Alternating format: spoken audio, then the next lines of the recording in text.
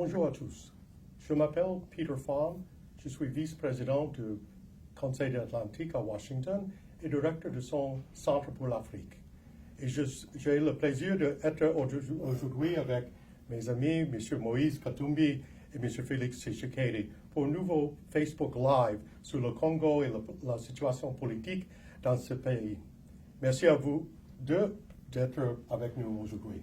Merci. Merci. Pour commencer, vous venez de faire une grande annonce cet après-midi lors d'une table ronde au Conseil de l'Atlantique. Pourriez-vous en parler? Oui, merci beaucoup, nous venons de parler un peu de la situation dans notre pays, parce qu'aujourd'hui, il y a l'insécurité totale.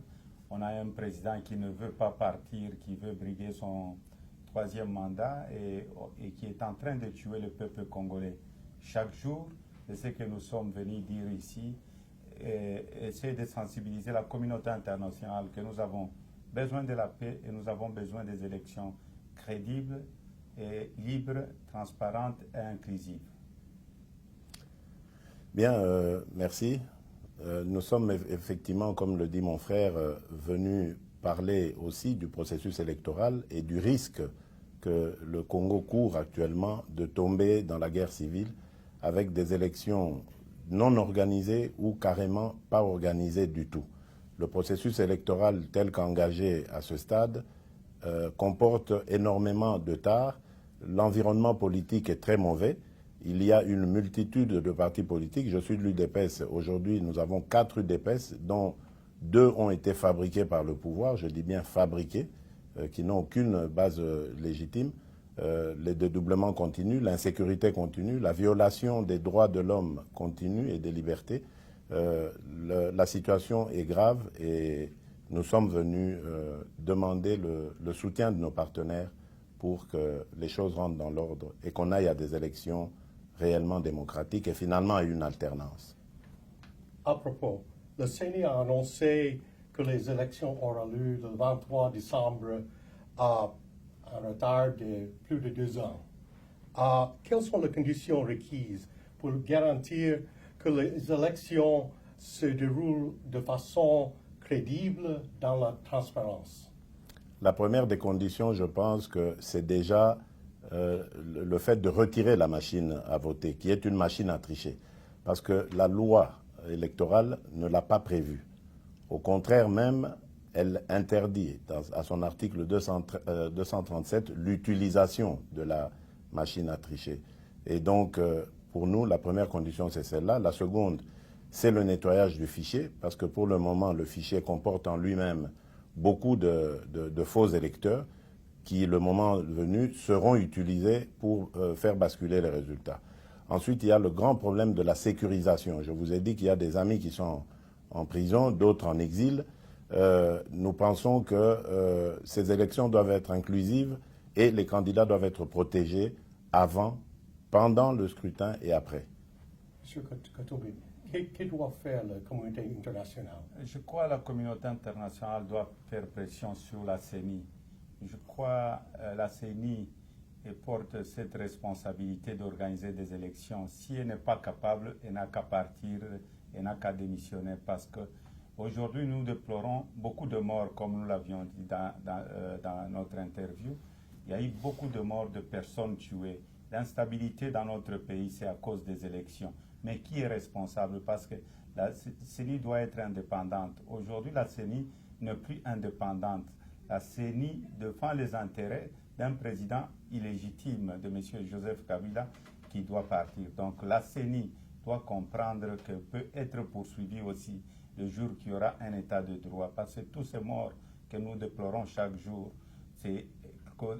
tout ça est causé par la CENI. Donc le plus important pour nous, nous voulons, comme mon frère Félix l'a dit, nous sommes ici à Atlantic Council, nous sommes venus démontrer que l'opposition est unie et nous demandons à nos supporters, donc à nos militants, d'être ensemble. La seule cause, nous nous battons pour les élections. Et notre ennemi aujourd'hui, il n'y a pas d'autre ennemi. Nous avons un seul ennemi qui veut rester au pouvoir, qui veut humilier le peuple congolais, qui est Joseph Kabila. Si je l'entends bien, vous mettons ensemble vos forces pour lutter pour les élections?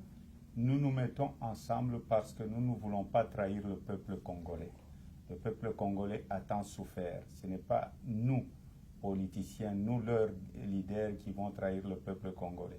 Nous avons toujours été ensemble dans le rassemblement et ils doivent nous faire confiance. Si nous sommes ici, si nous avons laissé nos familles, si nous sommes aux États-Unis, si nous sommes en train de parcourir même d'autres pays ou la sous-région aussi en Afrique, parce que nous avons besoin de sauver notre pays ensemble avec le peuple congolais.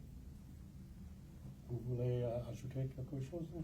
Fou? Oui, je crois qu'il a très bien résumé la situation. Ce qui nous anime ici, c'est le retour à la paix. Le retour à la paix et l'espoir pour un pays meilleur.